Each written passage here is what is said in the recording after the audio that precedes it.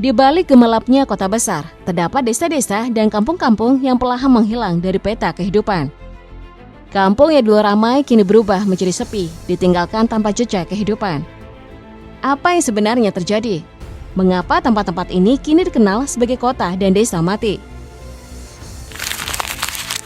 Salah satu desa yang dijuluki desa mati adalah Dusun Babakan yang terletak di Desa Pinara, Kecamatan Cinere, Kuningan, Jawa Barat. Dulunya dusun ini memiliki sekitar 500 kepala keluarga dengan total 1.500 jiwa. Desa yang dulunya penuh kehidupan ini berubah menjadi sepi setelah bencana besar pada 2018. Untuk menghindari dampak lebih lanjut dan memastikan keselamatan, warga dipindahkan ke dua desa lain, yakni Desa Cinere dan Desa Cicemit. Hingga kini hanya beberapa penghuni yang kembali, sementara sebagian besar area dusun kosong dan tak berpenghuni lagi. Di Kecamatan Tegalrejo, Kabupaten Magelang, Jawa Tengah, terdapat sebuah dusun yang dikenal sebagai desa mati, yaitu Dusun Puntingan. Sejak 2020, dusun ini tinggalkan dan hanya menyisakan bangunan rumah terbengkalai. Dulu dihuni 7 kepala keluarga, namun satu persatu penghuni memilih untuk pindah. Selain akses jalan yang sulit, banyak percaya desa ini memiliki aura gaib yang membuat penduduknya pergi. Ada juga mitos yang beredar, jika ada penduduk baru, maka akan ada satu keluarga yang berkurang, entah itu karena meninggal atau pindah. Di dekat Gunung Sinabung, Kabupaten Karo, Sumatera Utara, terdapat desa Beras Tepu. Desa ini yang dulunya memiliki sekitar 850 kepala keluarga mulai tak berpenghuni sejak 2013 akibat letusan gunung berapi Sinabung. Erupsi yang berlangsung lama memaksa seluruh penduduk mengungsi, meninggalkan rumah dan tanah yang kini terbengkalai. Desa yang dulu hidup dan aktivitas pertanian kini menjadi kota mati, dengan rumah tak terurus dan tanah terbengkalai. Saat mengunjungi desa-desa yang telah lama ditinggalkan ini, kita akan disambut dengan jejak-jejak kehancuran yang ada di setiap sudutnya. Rumah-rumah yang dulunya dipenuhi aktivitas kini tampak rapuh dan tak terurus.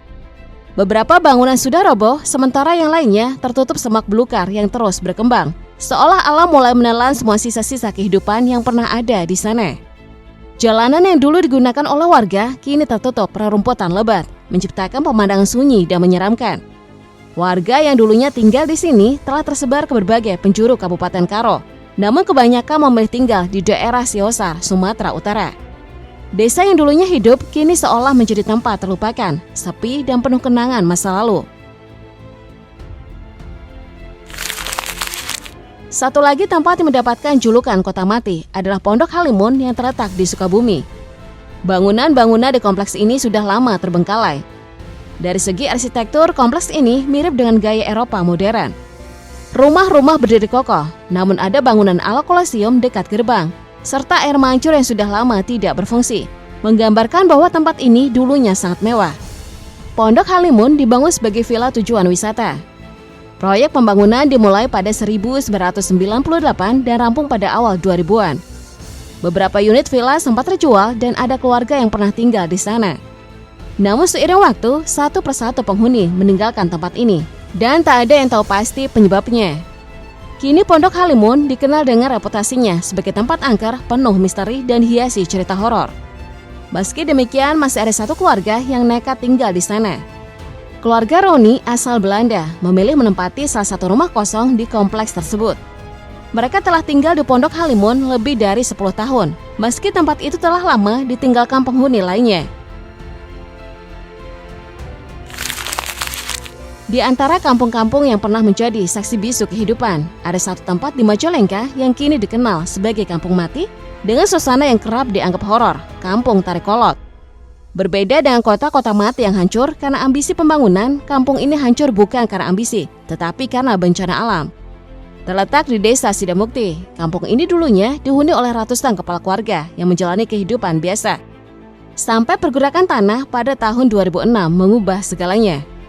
Pergerakan tanah yang besar menyebabkan tanah bergeser, menghancurkan rumah dan menimbulkan longsoran yang menimbun ratusan rumah.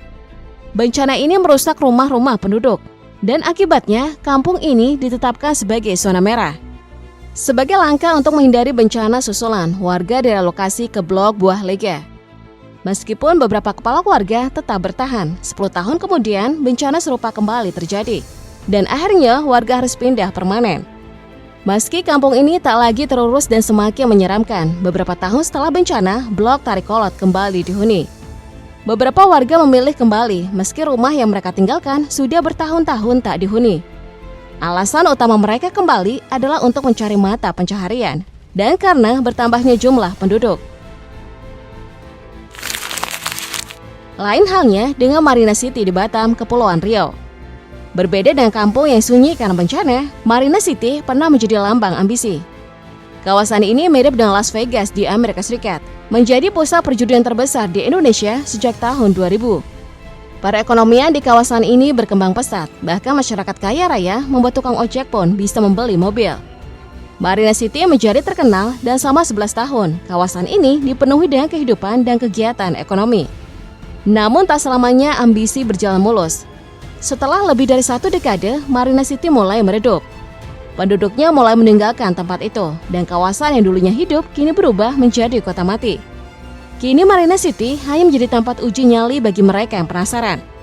Bangunan-bangunan megah bergaya Eropa yang dulu menjadi kebanggaan kini terbengkalai, tertutupi semak belukar dan semakin terlupakan. Kejayaan Marina City kini tinggal kenangan. Kehancuran Marina City di Batam tak lepas dari regulasi yang dikeluarkan pemerintah Indonesia. Pada masa Presiden Susilo Bambang Yudhoyono, tindakan tegas diambil terhadap kegiatan perjudian yang membuat Marina City, pusat perjudian terbesar di Indonesia, ikut terkena dampaknya.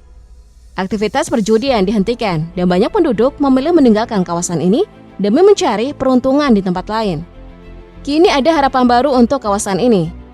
Proyek besar PSN Rempang Eco City yang sedang dikembangkan menjadikan Marina City sebagai kawasan industri, perdagangan, dan wisata.